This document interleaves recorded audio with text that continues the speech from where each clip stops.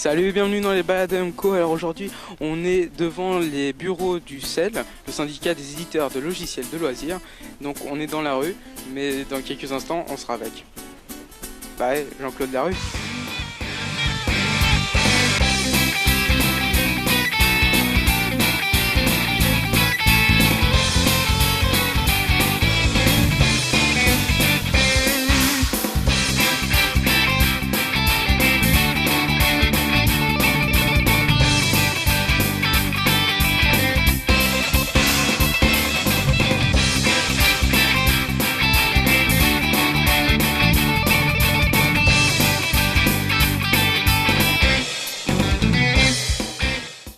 Donc, Jean-Claude Larue, le délégué général du CEL. Qu'est-ce que c'est que le CEL? C'est le syndicat des éditeurs de logiciels loisirs. C'est un peu la voix de la profession en France. Le CEL, c'est les trois constructeurs, Sony, Microsoft, Nintendo. C'est tous les grands éditeurs français, comme Ubisoft, tous les éditeurs étrangers, américains, européens ou japonais. Et notre mission à nous, c'est d'être cette voix de la profession vis-à-vis des pouvoirs publics. Quand il y a un débat, la violence, les jeux vidéo addiction, etc., on doit en discuter avec les pouvoirs publics. On organise bien sûr les événements de la profession, comme l'IDEF à Cannes au mois de juin, comme le Paris Games Week en octobre à Paris. On a aussi des fonctions d'achat pour revendre, c'est-à-dire que par exemple, on a un contrat avec GFK sur les ventes de logiciels qu'on achète en gros et qu'on revend à nos adhérents. Et puis enfin, on essaye de préserver cette industrie. Et le grand sujet de l'année 2011, c'est quoi? C'est le fait qu'il est envisagé de taxer les consoles de jeux. Et on parle de 40, 50, 60 euros par console, ce qui veut dire une augmentation de 20-25% du prix des consoles, ce qui est une aberration complète. C'est-à-dire qu'on taxe les avions à réaction pour financer la marine à voile. C'est une spécialité un peu de notre pays. Le jeu vidéo veut être une industrie responsable. Dans ma vie, j'ai été dans beaucoup de métiers du loisir et il se trouve que j'ai été membre du Conseil supérieur de l'audiovisuel avec Hervé Bourges. Et comme vous le savez, quand vous regardez la télévision, il y a une signalétique qui apparaît à l'écran. Hier soir, je regardais une émission interdite aux moins de 12 ans. Et j'ai dit à mes collègues européens, puisque j'étais le premier président de la Fédération européenne, il faut qu'on soit absolument responsable. C'était moins nécessaire au début du jeu vidéo, parce que c'est vrai que quand on a Pong, que montre MO5, je veux dire, Pong, il n'y a pas besoin de signalétique, c'est tout public. Bon, maintenant, ce qui s'est passé, c'est qu'on a des jeux de plus en plus réalistes. On est dans l'événement. Et avec la 3D, ça va être encore pire. Et avec la réalité augmentée, ça va être encore pire. Donc, on s'est dit, il faut qu'on informe le consommateur, on informe les familles. Et on a une signalétique de tout public, c'est 3, à 18+. Ce qui fait que si on a un jeu de guerre, et au Paris Games Week, on avait pris la décision de dire tous les jeux plus de 18 ans seront dans les espaces fermés. Alors après, les familles décident. Je me suis adressé à plusieurs pères qui faisaient la queue pour aller voir par exemple Call of Duty Black Ops. Je leur dis attention, c'est pas un jeu pour votre gamin de 7 ou 8 ans. Le type me répond, moi je suis le père, je décide. Oui, c'est une indication.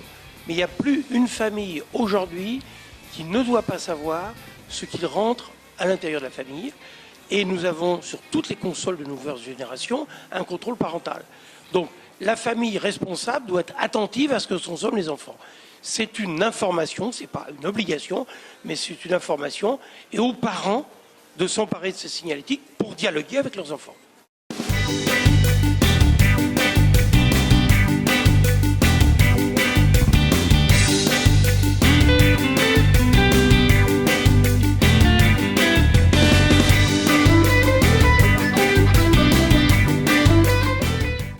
Alors, si vous voulez, comment ça se passe en pratique?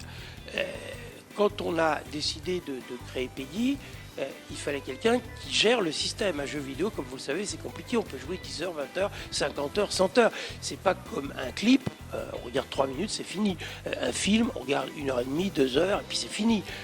Un livre, on lit, puis c'est fini. Un jeu vidéo, c'est des dizaines d'heures. Donc, on s'est tourné vers un administrateur indépendant de la profession, qui s'appelle Nicam, qui est en Hollande, qui fait ça en Hollande pour le cinéma, pour la musique, pour la vidéo. Et donc il y a l'expertise, parce que c'est des dizaines de personnes qui font ce genre de travail. Comment ça se passe dans la pratique? Un éditeur a un jeu, il envoie un questionnaire à Nicam dans lequel il décrit un petit peu son jeu, il envoie bien sûr le jeu, et évidemment si c'est oui, il n'y aura pas de problème, on va regarder un petit peu le jeu, mais on sait bien que oui, c'est probablement pas pornographique. Si par contre on est dans un jeu de guerre, attention danger. Donc les gens de l'ICAM vont regarder et vont préconiser un jeu. Donc quand j'entends des critiques, c'est la profession du jeu vidéo qui met elle-même les âges, c'est faux. Évidemment on finance, parce que Nicam c'est pas une entreprise de bienfaisance, ils ont un budget. Donc chaque fois qu'on soumet un jeu, je crois que c'est 2000 € actuellement, on paye une cotisation pour que le jeu soit contrôlé, mais c'est un organisme indépendant et il y a un board, comme on dit en anglais, il y a un organisme indépendant d'appel où les consommateurs peuvent se plaindre s'ils considèrent que la signalétique n'est pas adaptée au public, et il y a même des amendes qui ont été payées. Donc c'est quelque chose qui vraiment a une force puissante, et je dirais sincèrement, il n'y a aucun autre organisme. Dans le cinéma, c'est local. Dans la vidéo, c'est local. Moi, j'ai une fille qui a 18 ans, je suis parfois horrifié quand je vois interdit aux moins de 12 ans des trucs qui, moi, m'horrifient. Tout à l'heure, je regardais MCM, je vois des clips un peu sadomaso diffusés à 13h, tout public. Nous, on est beaucoup plus rigoureux, beaucoup plus sévère. Et on fait ça dans une trentaine de pays. On est la seule industrie du loisir qui fait ça en Europe. La seule.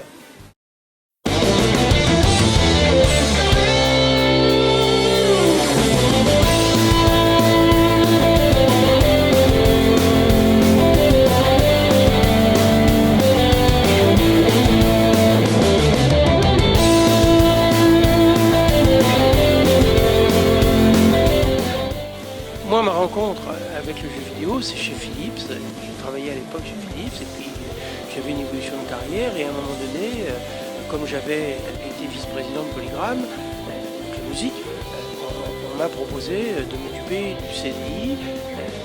On avait lancé le compact disque audio, mars 83. On avait lancé le CD-ROM. Et puis il y avait le compact disque interactif, c'était une autre suite. Le CD, c'était la musique, le CD-ROM, c'était l'informatique, et le CDI, c'était grosso modo le téléviseur. Et je suis rentré dans cet univers en 1999. Puis j'ai accompagné ce mouvement, c'était le début d'Infogrames, par exemple. Et j'ai à l'époque financé une centaine de produits, une centaine de jeux.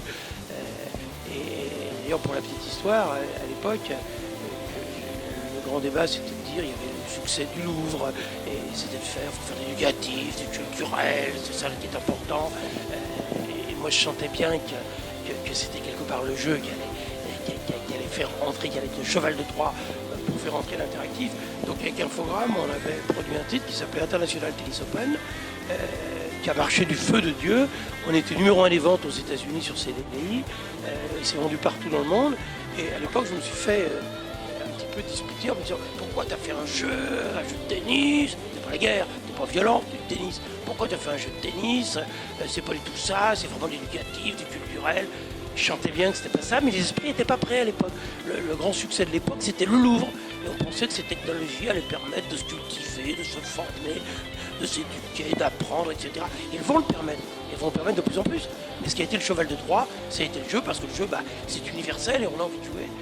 Et voilà. Donc, et puis, après Infogrames, j'étais actionnaire d'Infogrames au nom de Philips. J'étais administrateur pendant plus de 10 ans d'Infogrames. Ensuite, j'ai quitté un petit peu l'industrie pour aller au CSA. Et puis, je suis revenu à nouveau chez Infogrames. J'étais président Europe d'Infogrames. Puis mes collègues m'ont demandé de m'occuper de l'activité du syndicat. Je suis tombé dans... Et qu'est-ce qui est passionnant pour moi, c'est que je suis rentré dans cette industrie tout au début, comme des gens ont eu la chance de rentrer au début de la télévision. On ne se rend pas compte aujourd'hui. Il y a des gens qui ont fait le premier journal télévisé. Il y a des gens qui ont fait les premiers reportages. Avec Pierre Sabag et d'autres, dont les noms ne vous disent plus rien. Là, c'était le début du multimédia. C'était une aventure passionnante. Et puis maintenant, si on veut en voir la trace de tout ça, il faut aller voir les collections des Mont5 qui nous gardent tout ce patrimoine extraordinaire. C'était la technologie d'aujourd'hui, on n'avait pas les moyens, le silicium n'avait pas fait tous les progrès, mais avec des moyens très limités, on arrivait quand même à faire de jolis jeux, et on a passionné les gens. Et ça, c'est une aventure formidable.